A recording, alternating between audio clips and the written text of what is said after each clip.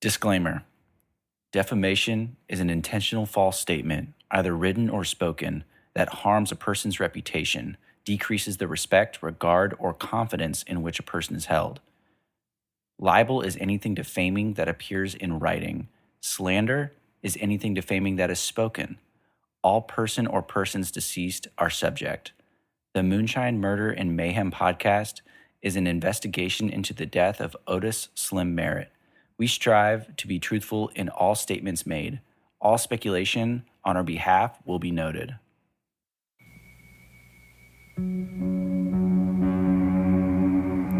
Episode 9, Rally Around the Family.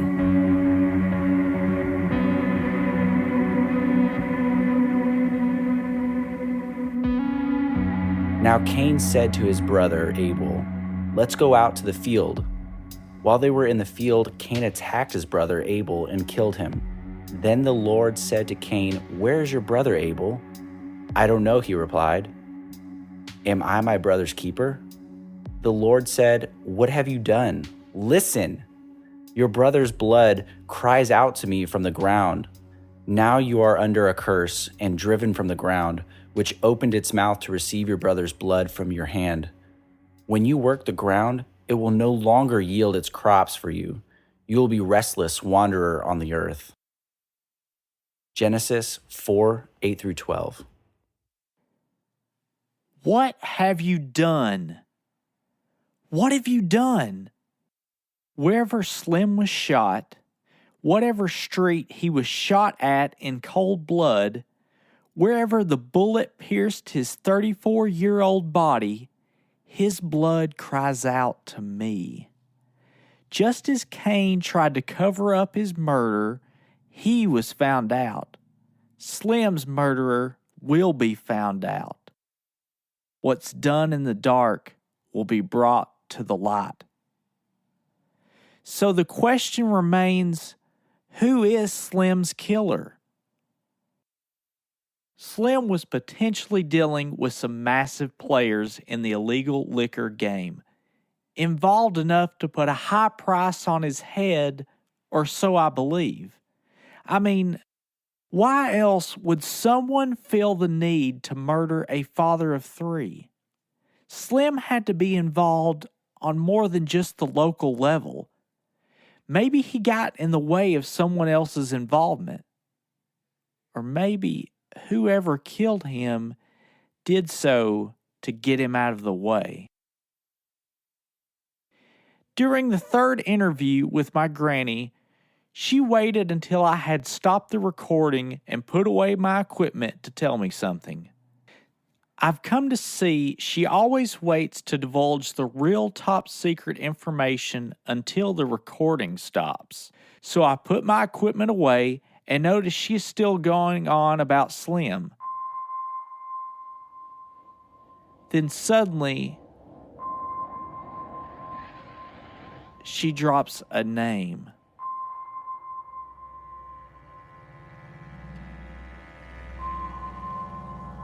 She drops the name.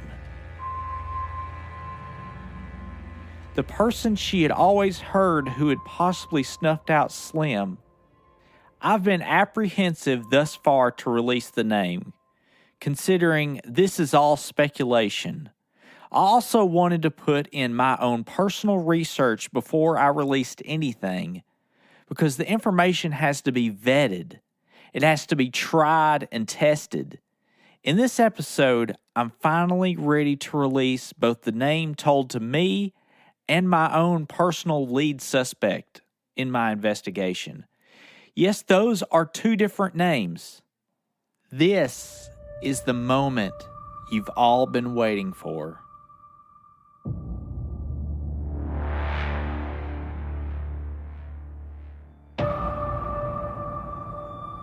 So my granny gave me the name of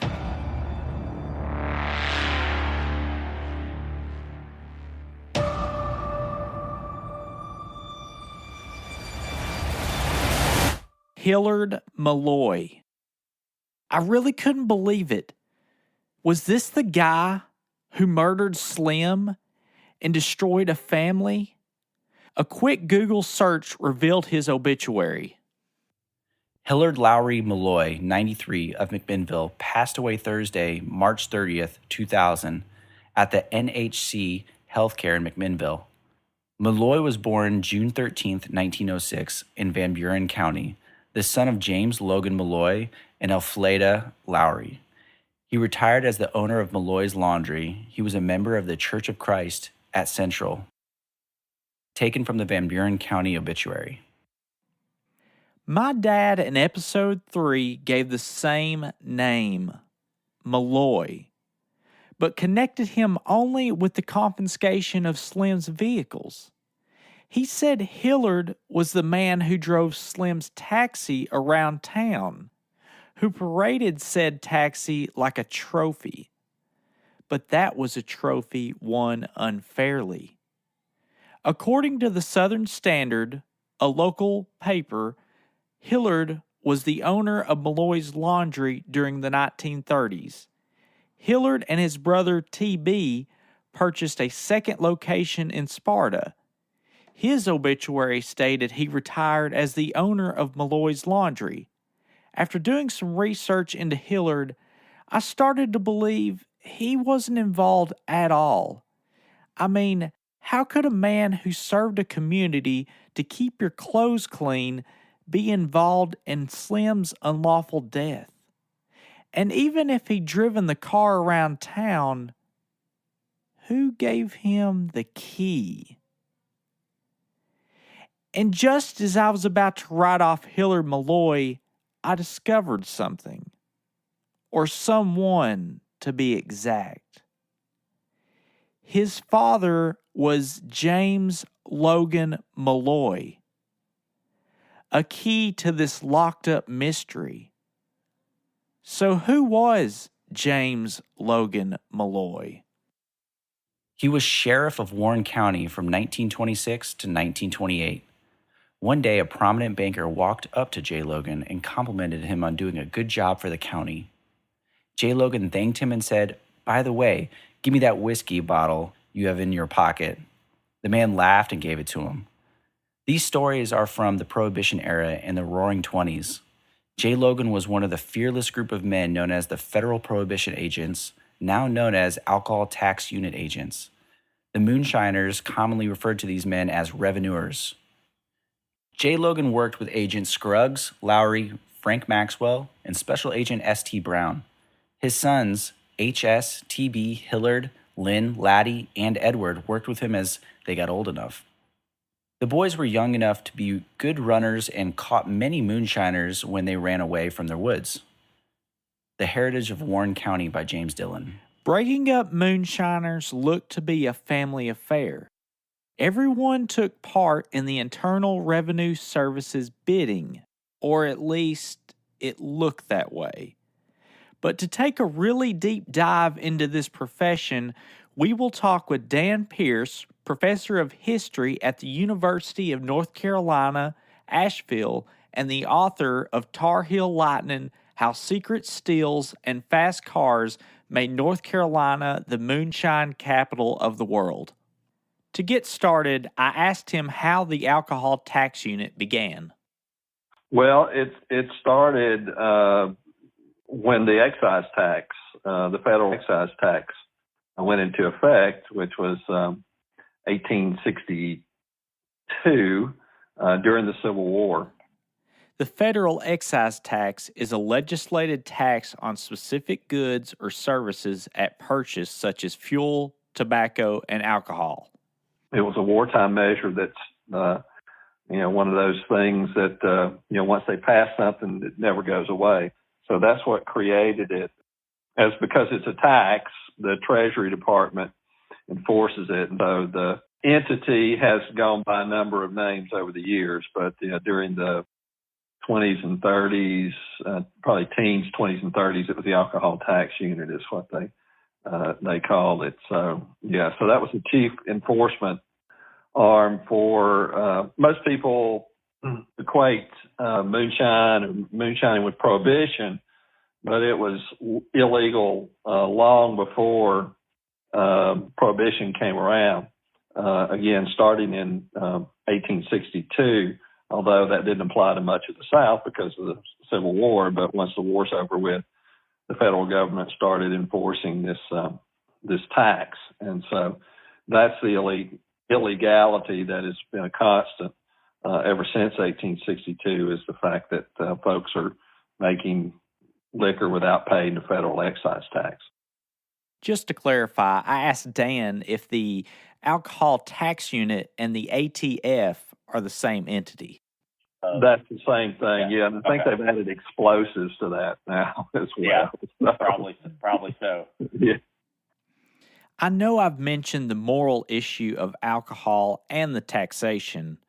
So I asked Dan if the moral issue had anything to do with the beginnings of the ATU. Oh, it's strictly money. I mean, from the start, of course, it was a wartime measure to help finance the Civil War. And but it quickly became one of the most lucrative sources of income for the federal government. Plus, there were two things at work here in the region. One was the money that this provided to the federal government in an era when they didn't have a lot of sources of income. Tariffs and the sale of federal land were about it at this time, some customs duties and things like that, but there wasn't a lot of income for the federal government until the 20th century, when income tax and things like that came along. Take a minute to listen to a word from our sponsors.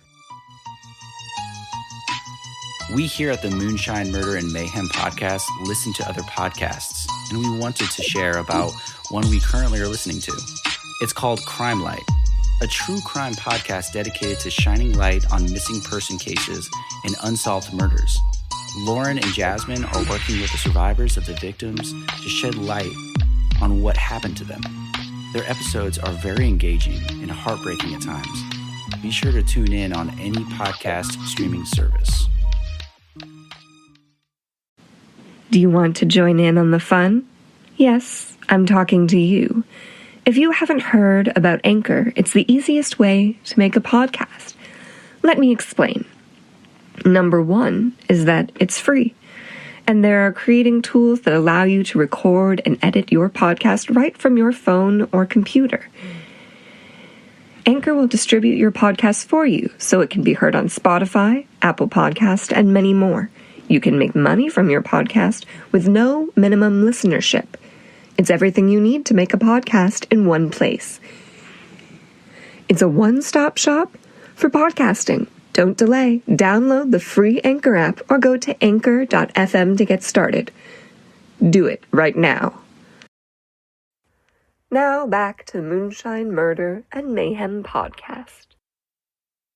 But this excise tax provided a huge proportion on liquor, provided a huge proportion of the revenue of the federal government. So they didn't want to give that up. It's kind of interesting because the other thing that it did was that enforcement officials were political appointees. This was before the civil, particularly in the 19th century.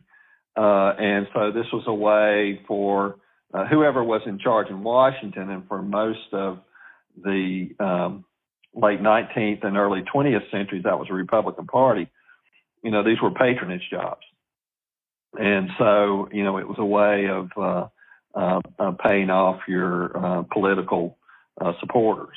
And so that was an important thing. In places like Tennessee, which, for much of that, you had Democrats in charge of the state government, but the Republicans, were able to hold on to a base of power by having the appointment of collectors and marshals who were enforcing the tax law. So it kind of played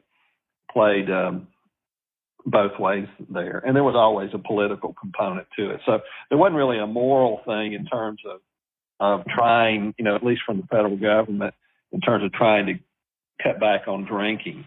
That came with the prohibition thing, but again, it very quickly became something that the federal government was Well, very protective of. I mean, and they're to this day. I mean, they are very protective of that income from liquor tax because it's still a significant amount of revenue for the government. I've looked over countless articles from the Tennessean to the Southern Standard involving the busting up of moonshine stills. I've also taken notice of the amount of force that is used in the confiscation of a still and the apprehension of an offender. I'm perplexed at how an employee from the branch of the Internal Revenue Service would be using such force. Yeah, there are a lot of misconceptions because the the movie stories and and the stuff in the popular media always highlight these shootouts between revenue agents and moonshiners and stuff like that. But in reality, they were pretty rare, and so the main method of enforcement was to try and find stills. And the ultimate goal was to catch people at the still, because unless you caught people in the act, I mean, if you found a still on somebody's property, you still couldn't prove that they were the ones making the liquor. And so you had to catch people at the still. And so that was the goal. Most of the time, that was really hard to do, because they had, lookouts, and people watching, and to actually catch somebody in the act was very difficult. So they busted. It was kind of a standard joke that they busted up a lot of stills, but they didn't arrest a lot of people. And so or as they put it, they would cut down a still, or they would chop it up, or they had a thing called a devil that they would just knock all these holes in the copper boiler and whatever they got a hold of, and then later they would use stuff like dynamite and blow them up and things like that. But they didn't catch people very often. When they did catch people, and probably the tactic that caused the most violence in there were the use of informants, and that was when things got a little hairy with those. And a lot of the violence, there were, I actually read something the other day. It said something about these moonshiners shooting at revenue agents, but they were always high with their aim, And so for the most part, they weren't trying to kill people. They were mainly just trying to scare them off. And so there was a lot of that. Again, I mean, it happened, and there were revenue agents that were killed, but it was a pretty rare thing. And actually, there was kind of a code there about how this worked, the relationship between moonshiners and revenue agents, that if that folks played by the rules, basically, and that if you got caught, basically, if they had you, if you weren't able to run and they had you, then you kind of gave up peaceably. And they would even in many cases say, okay, I got you. And you need to show up in court on such and such a date and let go. And so there are all kinds of stories about the relationships between moonshiners, people getting out of federal prison and showing up at the ATU office and, getting money so they could get home, and things like that, or ATU agents stopping by the house and having dinner with the family, stuff like that. So that was as common, if not more so, than that kind of notion of the shootouts and the car chases and things like that. So it's, but again, that it makes a much better movie if you've got shootouts and car chases. And so, but that was those happened for sure, but they were not the norm in terms of the relationship. As I'm talking with Dan, I start to get the feeling that most of the agents of the ATU had more of a relationship like that of Otis Campbell and Andy Griffith from The Andy Griffith Show. Otis was the town liquor enthusiast on the TV sitcom. I believe Moonshine was his favorite. He would turn himself in every night to Andy Griffith and Barney Fife. The jail cell would be open for Otis to just stumble right on in and put himself in custody.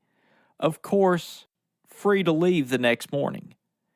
This seems to be the common relationship between a shiner and the ATU agent, but this was not always the case.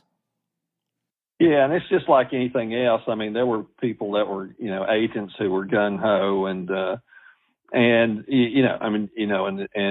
got carried away. But again, that wasn't the norm when that happened. Most of the agents didn't like that kind of thing, because you start shooting at people, they're going to shoot back. Yeah, especially during that time. Yeah, and particularly when you look at what the penalties were, for a first offense, it was generally like a year and a day. You're going to kill somebody over that, and and again, the likelihood of you getting caught is pretty low. And again, if you do get caught, it's not that long, and for a lot of these people, it was kind of a better deal to go off to the federal pen for a year, actually you'd usually get off about 11 months, on good behavior. Speaking with Dan, I got a feeling that I definitely wasn't dealing with the normal ATU agent. I had to do something. I had to find out more than just what was in the local history books. I wanted the real stories, the ones not so publicized. After learning what I had about J. Logan Malloy, I decided to take action. I contacted the Bureau of Alcohol, Tobacco, and Firearms. They told me to send an email to the Freedom of Information Act, which led me to the following email from Tab Lewis from the National Archives and Records Administration. The following is an excerpt from that email. March 5th, 2020. Bran, thanks for the message. The records do not include separate personnel files. If Malloy has a personnel file, it is in the custody of National Personnel Records Center in St. Louis, Missouri. I searched the card index to names of persons in General Department files 1917 to 1930, and the General Index 1928 to 1951 in records of the Justice Department, Record Group 60, for reference to Merritt and James Logan Malloy. Neither index includes any reference to Merritt, but the General Index includes a reference to J. Logan Malloy in relation to the homicide of Jesse Harris, file 2370-134, in the liquor violations file. I hope this information is assistance to you in your research. Tab Lewis. Next week, we will go into an in-depth review of this declassified federal document concerning the murder of Jesse Harris at the hands of the alcohol tax agent James Logan Malloy. I spoke with my granny the other day, and she told me that if my pa dude was still alive today, he would be amazed at what I've found. She said he also would be so proud. So this goes out to whoever killed my great-grandfather Slim. I'm getting closer. I'm uncovering more and more each day. Even though everyone involved may be dead, the culprit will be known. Because whatever is done in the dark will be brought to the light.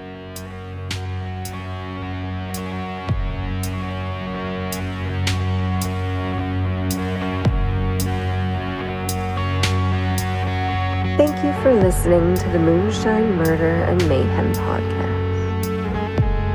If you have any information, please contact us at moonshinemurderandmayhem@gmail.com or message us on the Facebook group